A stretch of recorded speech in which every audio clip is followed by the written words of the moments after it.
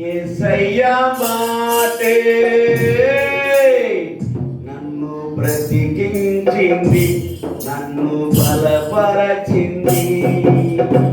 యేసయ్య మాటే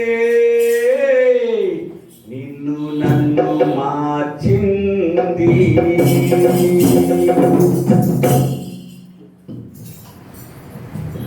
బోలో గ్రీస్ మహారాజుకే. దేవుడు మనల్ని మన సంఘాన్ని ఎంతగానో కాచుకుంటూ కాపాడుతూ వస్తున్నారు. ఈరోజు ప్రత్యేకంగా మనం చెప్పుకుంటున్నాం. యేసయ్య మాట మనం ఏం చేస్తుంది? బ్రతికిస్తుంది, బాగు చేస్తుంది. అనేక విధంగా దేవుడు నడిపెట్టడానికి ఇష్టపడుతున్నాడు. ఈరోజు నతానీయుల గురించి మనం నేర్చుకుందాం.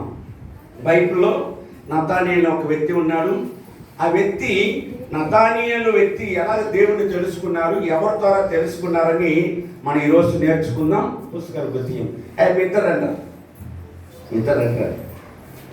కొద్దిగా హైదరాబాద్ కొద్దిగా ఏమంటారు ఇట్లాంటి మిత్రులు రావాలి.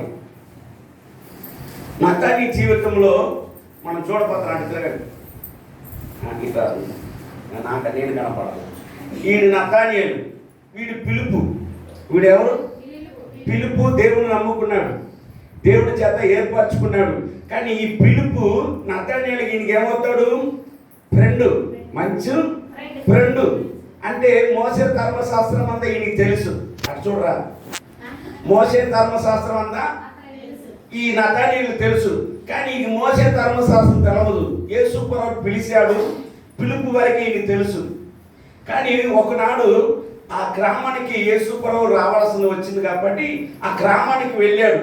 వెళ్తుంటే అప్పుడు నతానీయులు కూడా కనపడుతుంటాడు. మొట్టమొదటిగా చూడండి, ఈ పిలుపు అంటాడు నతానీని, అరే నజరేతు యేసు ప్రభువు వచ్చారా మన ఊరుకు వచ్చారా, నువ్వు రాలంటే ఈడంటాడు, అరే నజరేతులో ఏముందిరా, నజరేతులా ఏముందు, ఏ మంచి లేవు కదా, నజరేతులో ఏమి లేదు కదరా, నువ్వేంట్రా అంటే ఈడు దేవుడు నమ్ముకున్నాడు కాబట్టి ఈ పిలుపు గాడిని బతినాడుతాడు. అరే రారా ఒక్కసారి రారా, దేవుణ్ణి చూడ పిలితే ఈడు మనసు ఒప్పుకోలేక, ఈడు మీద బాధ లేక చల్లరా అనుకుని వస్తున్నాడు.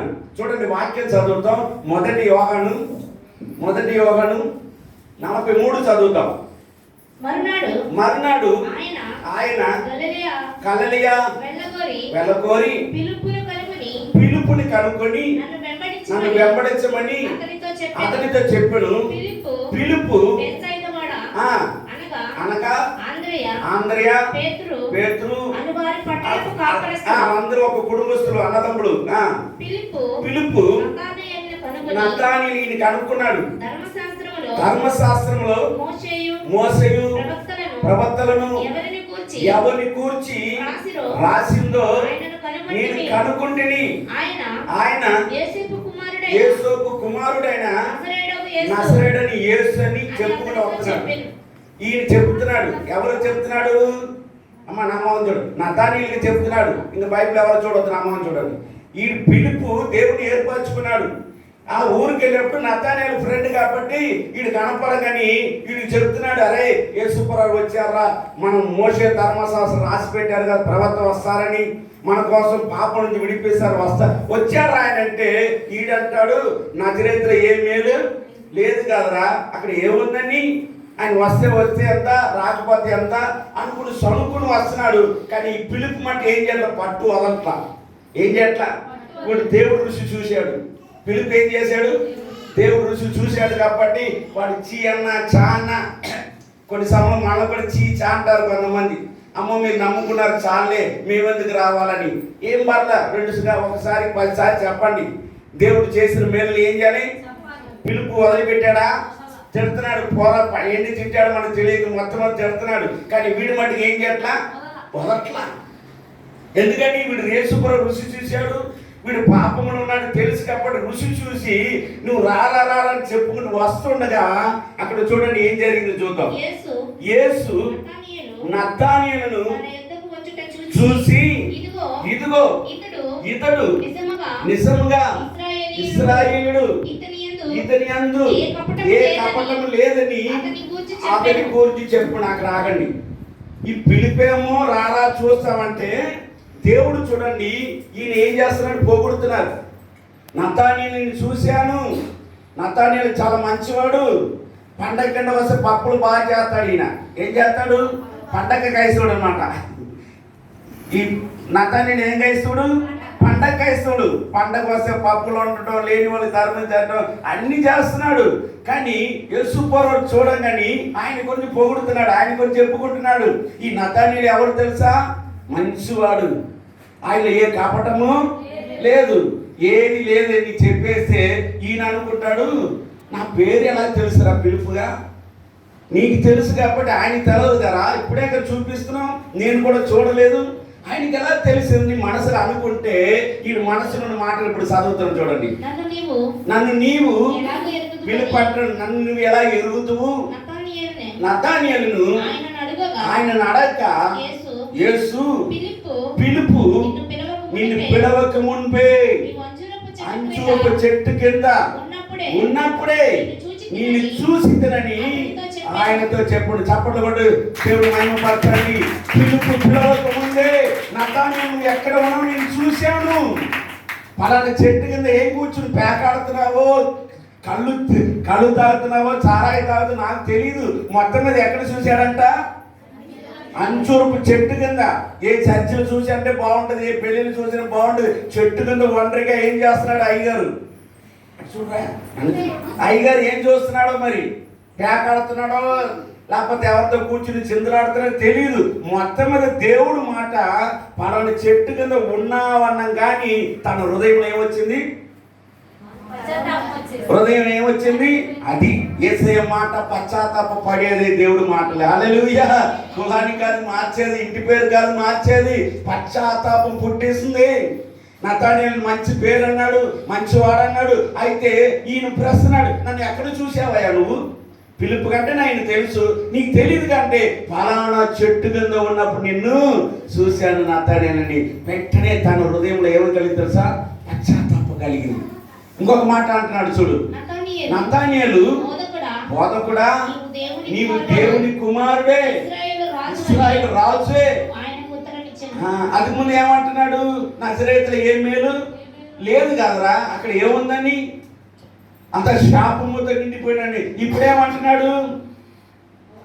బోధకుడా ఇశ్రాయేలు దేవుడు అని నేను తెలుసుకున్నాను. ఎప్పుడైతే ఉన్నమాట చెప్పాడో, కొంతమంది ఉన్నమాట చెప్ప ఉలుకు వస్తే కానీ వీడు సరిపెట్టుకున్నాడు పిలుపు. అలాగే నతానీయులు ఏం చేశాడు? సరిపెట్టుకున్నాడు. అయ్యో నేను తప్పు చేశాను కాబట్టి సరి చేసుకున్నాడు. సరిపట్టడం కాదు, ఏం చేసుకున్నాడు? సరి చేసుకున్నాడు. వెంటనే దేవుని తిట్టలేదు, చేయలేదు. పలానా చెట్టు కింద ఉన్నావని అన్నం కానీ తన మనసు మారిపోయింది. నువ్వు ఇశ్రాయేలు రాజు, నువ్వు నిజంగా దేవుడు కుమారుడు అని చెప్పేసి ఇంకా ఎక్కడ చూసావు? ఇంకా దేవుడు ఏమంటున్నాడు చూడు. అంతవరకు ఆపలా, నతానీయులతో మాట్లాడతాడు చూడండి. అందుకు యేసు ఆ అంజూరపు చెట్టు కింద నిన్ను చూసితనని నేను చెప్పినందువల్ల నీవు నమ్ముచున్నావా? వీటికంటే గొప్ప కార్యములు చూస్తావు. హల్లెలూయా. చేతులు పైకి లేపుతావు అందరూ. నతానీయులు నా మాట నమ్మటమే కాదు, నువ్వు చూసి ఇంకెంతకంటే గొప్ప కార్యం నువ్వు చూస్తావు. నతానీయులు దీనితో కాదు, ఇంకా అద్భుతాలు నీతో ఆశ్చర్యకారాలు చేయబోతున్నాను. ఇంకా దేవుడు నీతో మాట్లాడిన తర్వాత ఎవరిని వాడుకోవాలంటే వారిని దేవుడు వాడుకుంటాడు. దేవుడు నతానీయులు ఏం చేయాలనుకుంటున్నాడు? వాడుకోవాలనుకుంటున్నాడు. అందుకే తననున్న పాపాన్ని ఎత్తి చూపించాడు దేవుడు, తనలో లోటుపాటుని ఎత్తి చూపించాడు. దాన్ని ఒప్పుకున్నాడా లేదా? అందరూ చెప్పాలి. ఒప్పుకున్నాడు కాబట్టి దేవుడు వాడుకోవడానికి ఇష్టపడతాడు. ఇంతే కాదు, నతానేలు దీనికంటే గొప్ప కార్యం నువ్వు చూడపోతున్నావు. హల్లెలూయా. ఇంతకంటే గొప్ప కార్యము చూడపోతున్నావు. అయితే పిలిచిన పిలుపుకు దేవుడు ఏం చేశాడు తెలుసా?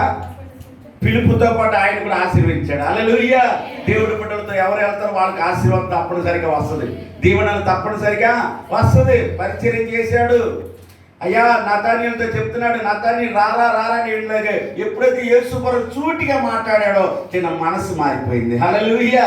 మనం కూడా అంతే. కొన్ని సమయంలో ఎవరు చెప్పినా విన్నాం, దేవుడు వాక్యం చెప్పేటప్పుడు తప్పనిసరిగా మనం ఏమైపోతాం? మారిపోతాం. అందుకోసం నతానీయులు ఏమైపోయాడు? మారిపోయాడు. ఇంకా 2 వాక్యాలు చదువు.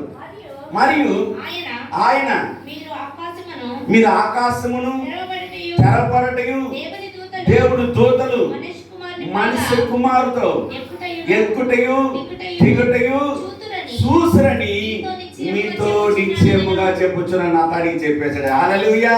నతానీయులు ఇంతకాలం పరలోకం ఎక్కడో నీకు తెలీదు, దూతలు ఎలా ఉన్నాయో తెలీదు. ఇప్పుడు నిన్ను సమర్పించుకున్నా కాబట్టి అదన్నీ దేవుడు నీకు చూపించిన గాక. హల్లెలూయా. అదన్నీ దేవుడు ఏం చేస్తాడు? చూపిస్తాడు. నతానీయులని ధైర్యపరిచి పంపించాడు. దేవుడు స్తోత్రం. పిలుపుకి ఎంత ఆనందం వచ్చిందో. నా ఫ్రెండ్ రక్షణ పొందాడు. మొన్నటి వరకు చెట్టు కింద అక్కడ ఇక్కడ కూర్చుని ఏం చేశాడు? పేకాడుకునేవాడు. కానీ ఈ రోజు నుంచి నాతో పాటు వీడు ఏం చేస్తాడు? పని. దేవుడు స్తోత్రం చెల్లిద్దాం. హల్లెలూయా. వెళ్ళిపోతాడు. చూసారా? నతానీయుల్ని పిలుపు అన్నా ఏదైనా చేశాడు? వదిలిపెట్టాడా? వదిలిపెట్ల. మనం కూడా కొన్ని సమయంలో మనకు తెలిసిన వాళ్ళు, మన ఫ్రెండ్ మన ముందు తాగి తందనాల్సి కుటుంబాలు పతనం పడుతుంటే వాళ్ళ కొరకు మనం ఏం చేయాలి? 1 2 సార్లు చెప్పండి. ఏం చేయాలి? ప్రార్థన చేయాలి. అదే సమయంలో 1 2 సార్లు చెప్పాలి. నజరేతులో ఏ మేలు లేరు అని అనుకునే వ్యక్తిని దేవుడు పిలిచిన పిలుపుకు లోపడ్డాడు. ఫలానా చెట్టు కింద ఏం చేస్తారని చూశాను నతానీయులు అన్నం, కానీ తను ఏం చేశాడు? ఒప్పుకున్నాడు. ఈరోజు ఎంతమంది పాపాన్ని ఒప్పుకుంటున్నాం? ఎంతమంది పాపాన్ని ఒప్పుకుని విడిచిపెట్టాలని అనుకుంటున్నాం? నా యేసుక్రీస్తు పాపాన్ని క్షమించడానికి చెప్తా మనసు కలిగిన వాడు. దావీదు అంటున్నాడు, దేవుడు క్షమించడానికి ఏ మనసు అంట? చిత్త మనసు కలిగిన వారు. క్షమించడానికి ఆయన చిత్త మనసు ఉన్నాయి. నువ్వు ఒప్పుకుంటా నీ చిత్త మనసు ఉందా నేను అడుగుతున్నా. అసలు యేసుక్రీస్తు మాట వినపడమే పాపం అంట. ఏం పాపం? యేసయ్య మాట వినపడమే. అందరూ చెప్పాలి. ఇంకేం లేదు. యేసు మాట వినపడమే పాపం అన్నారు. ఇంక దేవుడు ఎక్కడికెక్కడికి వెళ్ళిపోతున్నాం మనం? పాపం లోకంలో ఏలుపడి చేస్తుంది.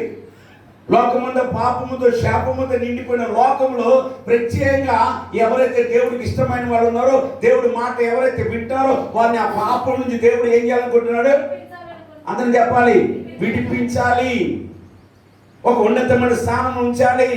నతానీ జీవితము ఎప్పుడైతే పిలుపు మాట వినలేదు కానీ దేవుడు మాట విన్నాడో తన జీవితం ఏమైపోయింది? మార్పు వచ్చేసింది. ఇంక ప్రతిరోజు యేసుక్రీస్తుని స్తుతించడానికి ఆరాధించడానికి తన జీవితంలో నిర్ణయం తీసుకున్నాడు. అందుకే ఎందుకంటే గొప్ప కార్యం చేస్తావు అని నతానీతో దేవుడు ఏం చేశాడు? మాట్లాడాడు. లూకాసు వార్త ఒక పాపాత్ముడి స్త్రీ గురించి మనం నేర్చుకుందాం. లూకాసు వార్త పాపాత్ముడి స్త్రీ గురించి ఒక మాట నేర్చుకుందాం. చూడండి 7వ అధ్యాయము 36వ వాక్యం చదువుతాం. పరిసయ్యులు ఒకడు తనతో చేయవలనని ఆయనను అడిగెను. ఆయన ఆ పరిసయ్యుని ఇంటికి వెళ్ళి భోజన పంక్తిలో కూర్చుండగా ఆ ఊరిలో ఉన్న పాపాత్మురాలైన ఒక స్త్రీ యేసు పరిసయ్యుని ఇంట భోజనమును కూర్చున్నానని తెలుసుకొని ఒక బుట్టిలో అత్తరు తీసుకుని వెనక తట్టు ఆయన పాదం యొక్క నిలబడి ఏడ్చుచు కన్నీళ్లతో అతని పాదములను తడిపి తన వెండికలతో తుడిచి ఆయన పాదమును ముద్దు పెట్టుకున్నాను. అయ్యి అక్కడ దూరం వచ్చేసిన బాగానే ఉంటుందా? ఇక్కడ కూర్చో. చూసారా?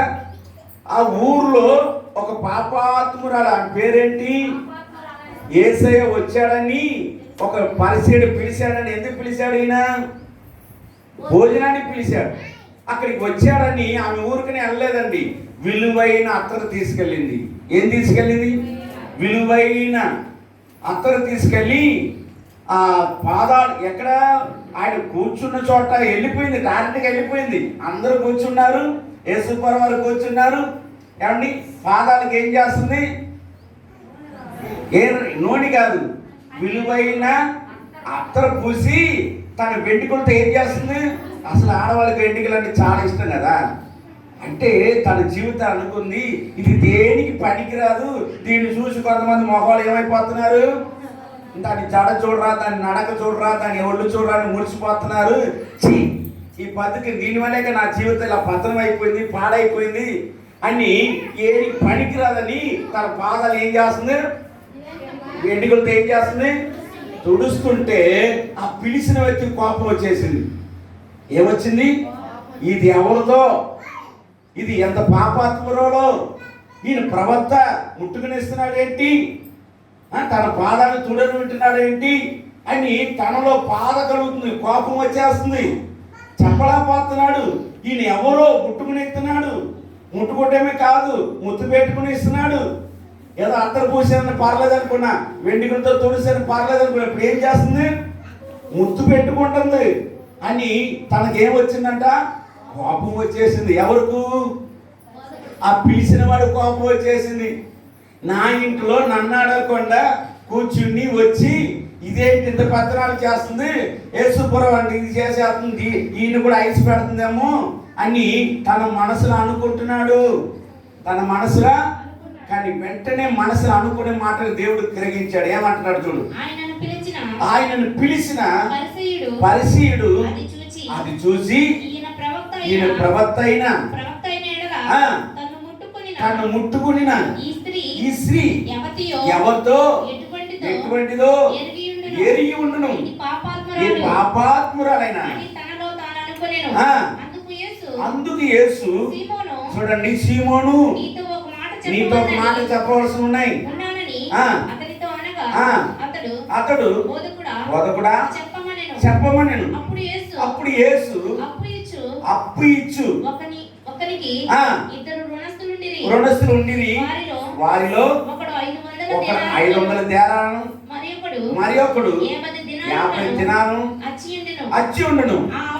ఆ అప్పు తీర్చటకు వారి యొక్క ఏమి లేకపోయిను కనుక అతడు వారిద్దరిని క్షమించును. కాబట్టి వీరిలో ఎవరు చెప్పమని అడిగాను. హల్లెలూయా చెప్తాం. దేవుని స్తోత్రం. అక్కడ పరిచర్య చెప్పిన మాటకి ఇక్కడ దేవుడు అంటున్నాడు, అయ్యా ఒకడు 500 ఇవ్వాలి, ఒకడు 50 రూపాయలు ఇవ్వాలి. కానీ ఇద్దరిని ఒక యజమానుడు ఏం చేశాడు? అందరు చెప్పాలి. ఎక్కువ పాపంలోని క్షమించాడు, తక్కువ పాపంలోని క్షమించాడు. అందుకోసం అందరినీ ఆయన క్షమించాడు. కాబట్టి ఎవరు ఏ పాపంలో ఉన్నా ఆ పాపానికి ఎక్కువ తక్కువ కదని క్షమించేవాడిని పొగిడాడు. హల్లెలూయా. ఇద్దరిని సమానంగా ఏం చేశాడు? క్షమించాడు. అప్పుడు ఆయన పరిచర్యకి అడిగి అర్థమైపోయింది, ఈ నువ్వు ఎక్కువ పాపం చేసినా నువ్వు పాపంలో చేయకపోతే నీ మనసులో పాప తలములు ఉన్నాయి. నీ మనసులో ఏముంది? పాప చేయకపోయినా కొంతమందికి ఏ తలములు ఉంటాయి తెలుసా? పాప చేసే వాళ్ళకు ఒక శిక్ష, పాప తలములు ఉన్నది 2 శిక్ష. హల్లెలూయా. చూసారా? మోగపు చూపు చూడవద్దన్నాడు దేవుడు. వ్యభిచారం చేయటం కంటే మోగ చూపు పాపం అని చెప్పాడు. కానీ ఈ పరిచర్య అటు ఇటు తిరుగుతున్నాడు, చేస్తున్నాడు. కానీ ఇంక కింద మీరు చదువుకుంటే ఆయన పిలిచాడు. కానీ అసలు యూదుల ఆచారం ఏమిటి తెలుసా? మొట్టమొదటి వాళ్ళు రాగానే కాలు కడుక్కోవడానికి ఏమని నీళ్ళు ఇవ్వాలి, తర్వాత తుడుచుకోవడానికి టవల్ ఇవ్వాలి, తుండు ఇవ్వాలి, తర్వాత భోజనానికి కొంచెం. కానీ ఆయన ఏది చేయలే, కానీ ఆమె వచ్చి ఏం చేసింది? అత్తరు పూసింది, విలువగా ఎండికలతో తుడిసింది, తర్వాత ఏం చేసింది? ముత్తు పెట్టుకుంది. ఇదన్నీ వాడికి మండిపోయింది. తర్వాత చూడండి, దేవుడు ఎంతో గొప్ప దేవుడు, మనము నమ్ముకున్న దేవుడు. భూ ప్రపంచంలో ఏమండి పాపాత్మలు ఎవరిని క్షమించే వాళ్ళు ఉన్నారా? పాపం చేసి లోపల తిరుగుతున్నారండి, వాళ్ళని కాబట్టి ప్రేమతో మనం పిలవగలుగుతామా? రమ్మని మన ఇంట్లో కూర్చోపెట్టుకుంటామా? ఒక దొంగని, ఒక దుర్మార్గుని, అంటే ఒక విభచారిని మన ఇంట్లో పిలుచుకోగలుగుతామా? వాళ్ళతో మాట్లాడగలుగుతామా? ఇటు చూడండి అమ్మాయి, మాట్లాడగలుగుతామా? నువ్వు ఏంటి చెప్పాలి, నోరు తెరవాలి అందరూ. ఒక విభచారి, దొంగ, దుర్మార్గం మనకు తెలిసి వాళ్ళ ఇంటికి తీసుకొచ్చి కూర్చుంటామా? వాళ్ళతో మాట్లాడగలుగుతామా? యేసయ్య ఏం చేస్తున్నాడు? మాట్లాడుతున్నాడు. మాట్లాడుతున్నాడు. ఏం మాట్లాడు చూడండి, చదువుతాం. అదే 47 చదువు, అక్కడికి వచ్చాను. ఆమె విస్తారమైన ప్రేమించిన కనుక ఆమె యొక్క విస్తారమైన పాపములు, అక్కడ చూడండి, ఇవి విస్తారంగా ఏం చేసింది దేవుణ్ణి? అసలు అత్తర చాలా విలువైనది. అత్తర విస్తారంగా ప్రేమించింది కాబట్టి ఇవి విస్తారమైన పాపాన్ని ఏం చేశాడు దేవుడు? ఏమండి, దేవుడే మన పాపాన్ని క్షమించిన తర్వాత ఎవరు ఎన్ని అనుకుంటా మనకెందుకు? నేను అడుగుతున్నా, మన పాపాన్ని ఎవరు క్షమించారు? దేవుడే క్షమించాడు. క్షమించిన తర్వాత ఎవరు నువ్వు పాపి, నువ్వు దుర్మార్గుడు మనకెందుకు? అదే మనసులో మనం ఏం చేయకూడదు, పెట్టుకోకూడదు. దేవుడు ఆమెని క్షమించాడు. విస్తారమైన పాపాన్ని ఏం చేసింది? ఆమె విస్తారమైన పాపంతో వచ్చింది. క్షమించమని ప్రభు ఏమని ఆమె అడిగిందా? క్షమించమని అడగల, ఆయనే క్షమించాడు. మన పాపాన్ని ఎవరు? ఆయనే క్షమించే దేవుడు. అసలు దేవుడు ఎందుకు వచ్చాడు లోకానికి? ఎవరి కోసం వచ్చాడు? పాపుల కొరకు వచ్చాడు. ఇంకొకరు రోగుల కొరకు వచ్చాడు. ప్రపంచంలో ఇది కొంతమందికి అర్థం కావట్లా. కొంతమంది మతాలు మార్చడానికి, కులాన్ని మార్చుకోవటానికి, యేసుప్రభు మార్గానికి మతాలు మార్చుకుంటే ఎవడండి మార్చేది మతాలు? బుద్ధి లేనివాడు. నా యేసుప్రభు మార్గాన్ని చూపించే దేవుడు. హల్లెలూయా. పాపములో వారికి నిజమైన మార్గము, రోగమును స్వస్థపరిచి ఆయన దేవుడి కొరకు జీవించాడనే మార్గాన్ని చూపించే దేవుడు. ప్రపంచంలో నీతిగా బ్రతకమని చెప్పే దేవుడే ఆయన. ఆ దేవుడిని మనం చాలా చిన్న చూపు చూస్తున్నాం. ఒకప్పుడు నిజంగా 30-40 సంవత్సరాల కింద చూడండి, మా ఊర్లో అయితే కొద్ది తక్కువ వస్తే అక్కడ పెద్ద మనిషికి వచ్చి నీకు చెప్పు తీసుకుని చేతులు పట్టుకుని నడవాలి. నాకు తెలుసు వీళ్ళు తక్కువ కులస్తులు కాబట్టి, వీళ్ళు తక్కువ వాళ్ళు కాబట్టి ఏం చేయాలి? అమ్మా చెల్లి, నా ఊర్లో ఇరకాయలు ఇరించి, ఎంగూరులో ఇరించి మా ఊర్లో ఉండేది. ఆ ఎవరిని వచ్చే చెప్పులు పట్టుకుని నడవాలి. ఈరోజు ఆ కార్యక్రమం ఉందా? చేయగలుగుతారా? దేవుడు నమ్ముకునే ప్రతి బిడ్డకి ఆయన ముందు సింహాసనం కూర్చోబట్టాలి. హల్లెలూయా. సింహాసనం కూర్చోబట్టాలి దేవుడి బిడ్డల్ని. మరి ఎవరైనా సరే ఈరోజు దేవుడు నీకు ఉన్నతమైన స్థానానికి ఇవ్వటానికి వచ్చాడు. విలువ లేని వారికి విలువ ఇవ్వడానికి వచ్చాడు. పాపంలో ఉన్న వారికి పాపం నుంచి విడిపించడానికి వచ్చాడు. రోగంలో ఉన్న రోగం నుంచి ఏం చేయడానికి? ఏమండి, నేను ఎప్పుడు చెప్తున్నాను, అప్పులు ఉన్న వాళ్ళకి సమాధానం ఉండదు. పాపంలో ఉన్న వారికి ఇంకా ఈ ముగ్గురికి ఎప్పుడు కూడా సమాధానం ఉండదు. ఈ ముగ్గురిని సమాధానం పరచడానికి యేసుక్రీస్తు వచ్చాడు. ఇది రోగంలో ఉన్నాం, మంచి కూర తినాలనుకుంటావు, డాక్టర్ చెప్పారు తినవద్దు అన్నాడు. ఎలా ఉంటుంది? నీకు తినాలనిపించి డాక్టర్ ఏమన్నాడు? తింటే సస్తావు అన్నాడు. అందరు చెప్పాలి, తింటే సస్తావు అన్నావు. కానీ నువ్వేం చేయాలా? అలాగే అప్పులు వాడు ఉన్నాడు, అప్పులు తీసుకుంటే ఇంకా అప్పు చేయాలంటే వాడికి లేవు, ఏదో కొన్ని కోరికలు ఉన్నాయి, వాడు కూడా కోరిక తీరదు. ఈ పాపంలో ఉన్నవాడు కూడా అంతే. ఈ పాపంలో ఉన్నవాడు కూడా కొన్ని కోరిక, మంచి కోరిక తీర్చలేడు. ఎందుకంటే వాడు పాపంలో శాపంలో ఉన్నవాడు కోరిక తీర్చలేడు, ఆశ తీరదు. కానీ ఎప్పుడైతే మన పాపాన్ని, మన శాపాన్ని ప్రభు సన్నిధికి వచ్చి ఒప్పుకుని విడిచిపెడతామో అప్పుడు నీ కోరికలన్నీ దేవుడు తీరుస్తాడు. హల్లెలూయా. కోరికలు తీర్చగలిగే శక్తిమంతుడు, సర్వోన్నతుడు. పాపములు శాపములు ఉండడానికి ఆయన ఇష్టపడ్డు. నువ్వు ఆ విధంగా ఉండి ఆ విధంగా సావట ఎంత మాత్రం ఆయన ఇష్టపడ్డు. పాపి మారుమనసు పొందాలి, పాపి విడుదల పొందాలి, పాపి పాపాన్ని ఒప్పుకోమని దేవుడు వాక్యం చెప్తుంది. ప్రజలు రకరకాలుగా మాట్లాడుతున్నారు, రకరకాలుగా క్రీస్తు యేసు ప్రభువు బిడ్డల మీద బురద చల్లి వాళ్ళు ఎక్కువైపోయారు. సహోదరుడా, ఒకనాడు అపోస్తలుడైన పౌలు గారు సౌలుగా ఉన్నప్పుడు ఆ విధంగా కొంతమందిని హింసించాడు. ఒకరోజు నా ప్రభు పట్టుకున్నాడు వాడిని. హల్లెలూయా. ఈ రోజు నువ్వు హింసిస్తున్నావా? దేవుడు నిన్ను పట్టుకోపోతున్నాడు. దేవుడు నిన్ను పట్టుకోపోతున్నాడు. అలాగే సౌలు జీవితంలో ఏదో కైసలు కొట్టుకోకుండా ఏకంగా ఆ అందరిని చెరసాల తీసుకెళ్ళడానికి కత్తి తీసుకుని అందరూ నరికివేయడానికి రెడీ అయిపోయాడు. దేవుడు చూసి ఊరుకోలేదు, పట్టుకున్నాడు సౌలుని. కంసుక మార్కుల గుర్రం మీద పరిగెడుతుంటే ఎక్కడి నుంచి పాడేశాడు? గుర్రం మీద కింద పాడేశాడు. 3 దినాలు అన్నపానం లేదు, 3 దినాలు చూపు లేదు. నా దేవుడు చేయగలిగే శక్తిమంతుడు. జాగ్రత్త. ప్రభు మీ బిడ్డల మీద ఎవరు నిందలు వేయొద్దు, నేరాలు మోపొద్దు. దేవుడు చూసి ఊరుకునే దేవుడు. ఏమండి, మన పిల్లల మీద నిందలు వేస్తే ఊరుకున్నామా? నువ్వెవడరా మా పిల్లల మీద నిందలు వేయడానికి? మనకే రోషం కలుగుతుంది కదా. మన సృష్టికర్తకి ఎంతో రోషం కలగాలి. జాగ్రత్త.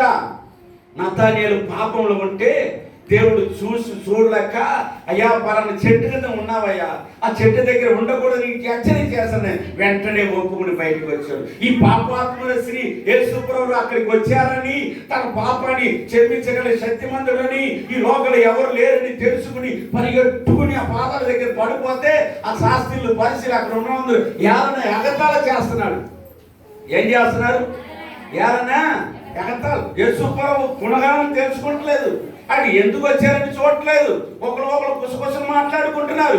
అప్పుడు పేతుని పిలిచి, అయ్యా ఒకడు 500 అప్పున్నాడు, ఒకడు 50 రూపాయలు అప్పున్నాడు. ఒక యజమాని వీళ్ళిద్దరిని ఏం చేశాడు? క్షమించాడన్నప్పుడు అప్పుడు ఎవరు గొప్పవాడండి? ఇద్దరిని క్షమించాడు కాబట్టి ఆ యజమానుడు గొప్పవాడు. హల్లెలూయా. ఇప్పుడు యజమాని ఎవడు తెలుసా? మన యేసయ్య. హల్లెలూయా. యేసయ్య ప్రతి ఒక్క పాపమును శాపమును క్షమించడానికి లోకానికి వచ్చాడు. ఈ పాపాత్ముల స్త్రీని చూసి అనేకులు రకరకాల మనసులు పెట్టుకున్నారు. ఎప్పుడైతే పాపము క్షమించబడదు, మరొకసారి చదువుతుంది 47వ వాక్యం. ఆమె విస్తారంగా మైక్ పెట్టుకోమ్మా. ఆమె విస్తారముగా ప్రేమించింది కనుక ఆమె విస్తారమైన పాపమును క్షమింపబడి ఉన్నదని నీతో చెప్పుచున్నాను. ఎవనికి కొంచెముగా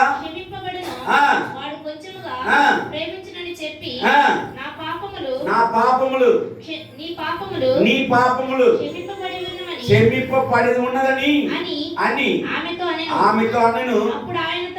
అప్పుడు ఆయనతో కూడా పాపములు క్షమించిన ఈయనెవరో చాలు. ఇక్కడ ఆవిడ ఎప్పుడైతే పాపాన్ని క్షమించబడిందమ్మా, నీవు ఇంటికి వెళ్ళు. ఇంతకాలం నీ మీద అసహించుకున్నారు, చిరాకు పడ్డారు. ఏమంటే మన పిల్లలు మాట వినకపోతే వాళ్ళు ముద్దుగా చూద్దామా? చూడలేవు. వాళ్ళు ఎప్పుడైతే వాళ్ళ జీవితాన్ని సక్సెస్ చేసుకుంటూ ప్రభు సన్నిధిలో ఉండి, అయ్యా ఇప్పుడు దేవుడు నమ్ముకున్నాను అమ్మ, అయ్యా అని ఒక మాట చెప్పి ఆమె నడకను మనం ఆమె జీవితాన్ని ఆమె ప్రవర్తన చూసేప్పుడు మనకు ఆమె మీద ఏం కలుగుతాయి? ప్రేమ కలుగుతాయి. ఇంతకాలం వాళ్ళ అన్నదమ్ముడు అక్క చెల్లి చీ అన్నారేమో, పనికి మన నీ వల్ల నాకు ఈ గ్రామానికి కూడా పేరు తెచ్చుకున్నావు, నువ్వు చేసే పనిని బట్టి అనుకున్నారు. ఆయన అంటాడు, ఇంకా సమాధానంగా ఇంటికి వెళ్ళి అంటాడు. హల్లెలూయా. ఇంతకాలం ఏమి లేదు. పాపంలో ఉన్న వాళ్ళకి దానికి చెప్పే రోగం ఉన్న వాళ్ళకి ఏముండదు, అప్పులు ఉన్న వాళ్ళకి ఏముండదు. పాపం చూసారా? ఇప్పుడు యేసుప్రభువు అంటున్నాడు, నీ పాపముని నేను క్షమించాను కాబట్టి నువ్వు ఏం చేయి? సమాధానంగా ఇంటికి వెళ్ళమ్మా. ఇంటికి వెళ్ళు. ఇంతకాలం నిన్ను ఎవరు పడకరియలేదు, ఇంతకాలం నిన్ను ఎవరు ప్రేమించలేదు. ఈ రోజు నిన్ను ఏం చేస్తారు తెలుసా? ప్రేమిస్తారు, పలకరిస్తారు. చెప్పడు కూడా దేవుడు మహిమపరచండి. పాపము లోకమును విడిపించి ఒక మనిషిగా మారాలని దేవుడు కోరుకుంటున్నాడు. ఈ లోకంలో యేసుప్రభు ఆయన కోరిక ఏంటి తెలుసా? మనిషిగా బ్రతకాలి. తాగు నుంచి, సోదము నుంచి, పేకాట నుంచి, కోడి పందాల నుంచి విడుదల పొంది నా బిడ్డగా ఉండాలని కోరుకుంటున్నాడు. ఏమండి, ఈ బైబిల్ గ్రంథంలో ఎవరిని మంచి వాళ్ళని పిలిచాడో దేవుడు? ఎవరిని మంచి వాళ్ళని పిలవలేదు. నా దేవుడు ఎవరిని మంచి వాళ్ళకి పిలువలేదు. నెట్టివేయబడిన వాడు, దూరం అయిపోయిన వాడు, ఏమండి విలువ లేని వారు, పాపంలో ఉన్నవారు, శాపంలో ఉన్న వారిని దేవుడు పిలిపించుకుని తన జీవితంలో గొప్ప మేలు చేయడానికి దేవుడు ఇష్టపడుతున్నాడు. హల్లెలూయా. ఏమండి, ఒక వేసి మన ఎరకో పట్టణంలో ఒక వేసి పేరేంటి? రాహాబు వేసి. అంటే అవి వేసిని మత్తయి సువార్తల ఫస్ట్లో పెట్టేశాడు. వేసిని ఆ వేసి ఏం చేసింది తెలుసా? దేవుడి బిడ్డలు ఏం చేసింది? కాపాడిందండి. ఆమె వృత్తి వేసి కావచ్చు, ఆమెకు ఉన్న మంచి మనసును బట్టి ఆమె ఒకటి గుర్తుపెట్టుకోండి, ఆమె ఏ విధంగా వేసేది మనకు తెలియదు, ఏ విధంగా వేసేది మనకు తెలియదు. అయితే దేవుడి బిడ్డల్ని ఆ ఇంటికి వెళ్ళి పిలుచుకుని ఆ దేవుడి బిడ్డలు తెలుసుకుని వాళ్ళని ప్రాణాలను కాపాడింది. కాబట్టి ఎరుకో కోడలకు వచ్చినప్పుడు ఆ కుటుంబాన్ని దేవుడు ఏం చేశాడు? మిగతా వాళ్ళందరూ ఏమైపోయారు? వాళ్ళు నీతిమంతులు కదా, యథార్థవంతులు కదా, ఎందుకు నాశనం అయిపోయారు? వాళ్ళ దృష్టికి నీతిమంతులు. రాత్రి చెప్పాం, లోక నీతి దేవుడికి ఏంటంట? మురుకు గుడ్డ. లోక నీతి దేవుడి విషయంలో ఏంటి? మురుకు గుడ్డ. నువ్వు లోకానికి నీతిగా ఉండొచ్చు, యథార్థంగా ఉండొచ్చు, మరి మంచి పని చేయవచ్చు, కానీ దేవుడి దృష్టిలో అది ఇష్టం కాదు. దేవుడికి ఇష్టమని పని మనం చేస్తున్నాం అని కూడా కొన్ని సమయంలో ఇష్టంగా లేకపోవచ్చు. అందుకోసము ఈ మధ్యాహ్న కాల సమయంలో సహోదరి సగడ మొట్టమొదటగా నతానీయుని పిలిచాడు, పలానా చెట్టు కింద ఉన్నాయి. తర్వాత ఈ పాపములు శాపములు ఉంటే ఆమె చెప్పాడు, అమ్మ నీ పాపమును క్షమించబడింది, ఇప్పుడు ఏమని సమాధానంగా వెళ్ళండి. ఇంకొక మాట చూసి మనం ముగిద్దాం. చూడండి, అదే యోహాను సువార్త 8వ అధ్యాయం మనం చూద్దాం. యోహాను 8. ఇక్కడ కూడా యేసు ఒలీవల కొండకి వెళ్ళి తెల్లవారగానే యేసు తిరిగి దేవాలయంలోకి రాక ప్రజలందరూ ఆయన ఎద్దకు వచ్చి కనుక ఆయన కూర్చుండి వారికి బోధించుచుండి వ్యభిచారమందు పట్టబడిన ఒక స్త్రీని తోడుకుని వచ్చి ఆమెను మధ్యలో నిలబెట్టి, బోధకుడా, ఈ స్త్రీ వ్యభిచారం చేసింది కనుక పట్టబడిను, అట్టి వారిని రాళ్ళు రువి చంపవలనని మోషే ధర్మశాస్త్రము రాయబడి ఉన్నది. అక్కడ ఉంచండి. ఇది చూడండి, మోషే ధర్మశాస్త్రం ఒక వ్యక్తి పాపములు ఉంటే వాళ్ళు ఏం చేయాలి? రాళ్లతో కొట్టి చంపాలి. మోషే ధర్మశాస్త్రం. Old testament. ఏం టెస్టిమెంట్? పాత నిబంధనలో మోషే ధర్మశాస్త్రం చెప్తుంది, ఒక వ్యక్తి పాపం చేస్తే రాళ్లతో కొట్టి, ఈమె పాపం చేసింది, మేమందరూ ఈమెని రాళ్లతో కొట్టి చంపాలనుకుంటున్నాం అంటే యేసయ్య పర్లేదు అనుకున్నాడు. కానీ అక్కడ పట్టు వదలకుండా అడుగుతున్నారంట. ఏం చేస్తున్నారు? పట్టు వదలట్లా. మేము పట్టుకొచ్చాం. అసలు వీళ్ళకి బుద్ధి ఉందా? ఏమన్నా వీళ్ళకి బుద్ధి ఉందా? వీళ్ళు పెద్ద మనుషులు. ఊరికి ఎవరు పెద్ద మనిషి? ఎక్కడ ఉండాలి? పెద్ద మనుషులు ఎక్కడ ఉండాలండి? ఎవరు ఎటు తిరుగుతున్నారో, ఎవరు ఏ పురుషుడితో వెళ్తున్నారో ఇదేనా పెద్ద మనుషులు చూసేది? సిగ్గులేని వాళ్ళు. దేవాలయంలో యేసుప్రభువుకు ప్రార్థన చేసి పొద్దున్న పట్టుకున్నారంట. పెద్ద నేరం చేసుకుంటే ఎప్పుడు పట్టుకున్నారంట? పొద్దున్నే. పని లేని వాళ్ళు వీళ్ళు. పని వాళ్ళకి ఏముంది? ఎవరు ఎటు పోతారో ఇటు పోతారు. ఇదేనా మన పద్ధతి? తెల్లా లేచిన తర్వాత దేవుడు బిడ్డ అనేకుల కొరకు ప్రార్థన చేయాలి. ఒకవేళ నీకు ఎవరైనా తప్పు చేసి తెలిసే వాళ్ళ కొరకు ఏం చేయాలి? ప్రార్థన చేయి. వాళ్ళ కొరకు ప్రార్థన చేయి. ఇక్కడ ఎవరు తెలిసే? వీళ్ళందరూ శాస్త్రులు, పరిశీలు, సత్తిగిలు, పెద్ద మనుషులు. ఆ ఊరికి పెద్దవాళ్ళు, పెద్ద మనుషులు. మరి ఆమె పాపం చేసింది కదా, ఆమెతో పాటు పాపం చేసే పురుషుడు ఏమయ్యాడు? వాడేమయ్యాడు? వాడు ఒక నాయకుడు ఇల్లేమో, లేకపోతే శాస్త్రి కొడుకేమో, లేకపోతే సత్తుగాయ కొడుకేమో, అక్కడ లేకపోతే పాస్టర్ కొడుకేమో. ఆమె వ్యభిచారం చేసినప్పుడు డబ్బులు ఉందిగా. ఈ రోజు కూడా లోకల్ అలాగే చేస్తుంది కదా. డబ్బులు ఉన్న వాళ్ళకి ఒక న్యాయం, డబ్బులు లేని వాళ్ళకి నాయకులు పిల్లలకు వస్తుంది ఉద్యోగం, లంచం పెట్టేవాడికి ఉద్యోగం వస్తుంది. పేదవాళ్ళ పరిస్థితి ఏంటి? ఈ లోకం అదే జరుగుతుంది, చూస్తున్నాం మనం అందరూ కూడా. కానీ ఆమె పట్టబడింది, భయముతో ఒడుగుతా. ఆమె ఎవరు పలకరించలేదు, ఆదరించలేదు. ఆమెతో పాటు ఉన్నవాడిని, ఆమెతో పాటు పాపం చేసి వదిలిపెట్టేశారు. మరి లంచం ఇచ్చారో, లేకపోతే అక్కడ ఊర్లో పెద్ద మనిషి కొడుకులేమో. నిజమే కదా, మన పేటలో ఒక పెద్ద మనిషి కొడుకు తప్పు చేస్తే నన్ను ఏం చేస్తారు? కప్పుకుంటారు. ఏదైనా లేనిది చేసిందని ఊరంతా పచారు చేసేస్తారు. వాళ్ళకి ఎవరు లేరు కదా అడిగేవాళ్ళు. నేను చెప్తున్నాను, ఒక ఆయన ఉన్నాడు అడిగేవాడు. దేవుడు స్తోత్రం. ఈ రోజు నువ్వు తప్పించుకోపోవచ్చు, ఈరోజు నువ్వు పట్టపడకపోవచ్చు. ఈరోజు నీ డబ్బులు ఉంది కాబట్టి లంచం ఇచ్చి నీ పాపాన్ని కప్పుగా కూర్చోవచ్చు. కానీ ఒక దినము ఆ పాపాన్ని విడిపించే నాదుడు ఎవడు ఉండడు. హల్లెలూయా. నీవు చేసిన పాపానికి లంచం ఇచ్చు, డబ్బులు ఇచ్చో, లేకపోతే పలుకు పని బట్టి నువ్వు బయటికి రావచ్చు. కానీ ఒకరోజు ఆ చేసిన పాపానికి ఏముంది? శిక్ష ఉంది, ప్రతిఫలం ఉన్నాయి. జాగ్రత్త. ఈరోజు నన్ను ఎవరు చూడలేదులే, ఎవరు చేయట్లేదు, నీ ఇష్టం జీవిస్తున్నామేమో. అలాగే ఈ శాస్త్రులు పరిశీలన కూడా అనుకున్నారు. కానీ ప్రభు వారు పట్టు వదలకుండా ఉంటే అక్కడ ఒక మాట అన్నారు, ఎవడు పాపం చేయలేదో వాడు మొట్టమొదటగా ఎంత ప్రశ్న చేశాడని దేవుడు. హల్లెలూయా చెప్పండి, చేతులు పైకి లేపండి. ఎంత వండర్ఫుల్ మాటలు చెప్పారు. ఎవడు పాపం చేయలేదో వాడు మొట్టమొదటిగా ఏం చేయాలి? అసలు దేవుడు వాక్యం చెప్తుంది, ప్రతి ఒక్కరు తల్లి గర్భం నుంచి పాపాత్ముడే రాసి ఉంది. దావీదు అంటాడు, మా తల్లి పాపములే నన్ను కన్నది. దావీదు చెప్తున్నాడు, పాపములే నా తల్లి గర్భం ధరించింది. ప్రతి ఒక్కరు పాపే, తల్లి గర్భం నుంచి పాపే. కానీ ఇక్కడ దేవుడు అంటున్నాడు, ప్రతి ఒక్కరు పాపం చేశారు, ఎవడు పాపం చేయలేదో వాడు మొట్టమొదటిగా ఏం చేయి? రాయి వేయంటే ఎవడు వాడు ఏమైపోయారు? అక్కడ చూడండి, చిన్నలు మొదలుకొని చదవ వాక్యం.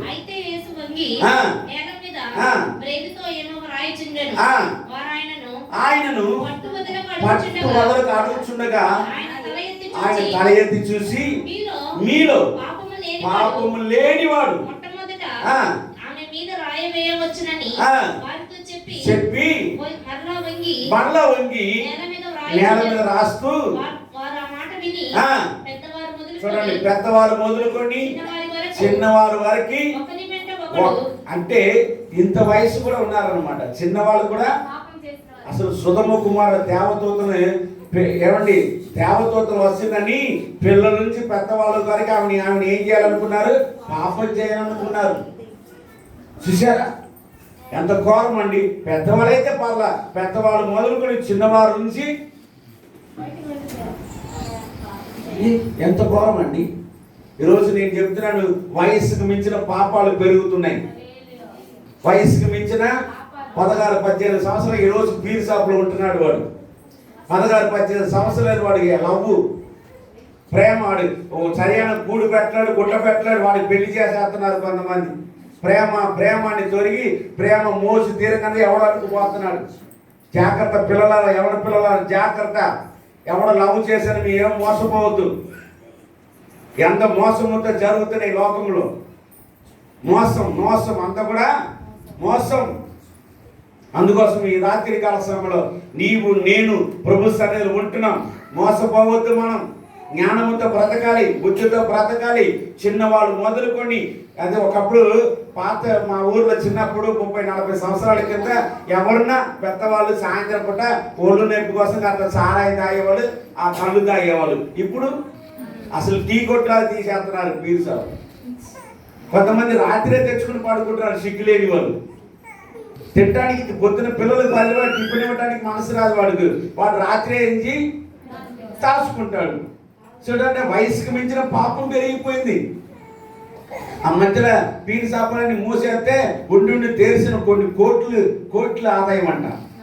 మరి అదన్నీ ఎక్కడి నుంచి డబ్బులు వచ్చింది? తినడానికి లేదంటుండే. ఒక పక్కన కరువు వచ్చింది, పని లేదు, కానీ పీరు సాపు తరంగాని కోట్లంట ఆదాయం. ఇవన్నీ ఎక్కడి నుంచి వచ్చింది? స్త్రీలు లేరు, పురుషులు లేరు. అంటే పాపానికి ఎవరు? దేవుడు వాక్యం పాపానికి వయసు లేదండి. ఇంకొకటి కూడా వయసు లేదు. పాపానికి వయసు లేదు, మరణానికి కూడా వయసు లేదు. చూసారా, ఈ మరణము, ఈ పాపము లోకంలో ఉన్నాయి. పాపమును నర నుంచి విడిపించడానికి దేవుడు ఒకటే అన్నాడు, ఎవడు పాపం చేయలేదు వాడు మొట్టమొదటగా రాయి వేయి. ఇప్పుడు ఏం జరిగింది చూసి ముగిద్దాం. ఒకడి వెంట ఒకడు బయటికి వెళ్ళిపోయాడు. యేసు అక్కడే మిగిలిను. చూడండి, ఆ స్త్రీ మధ్యలో నిలబడి ఉండెను. యేసు తల ఎత్తి చూసి, అమ్మా, చూడండి, వారు ఎక్కడ ఉన్నారు? ఎవరును నేను శిక్ష విధించలేదా అని అడిగినప్పుడు ఆమె లేదు ప్రభువా నేను.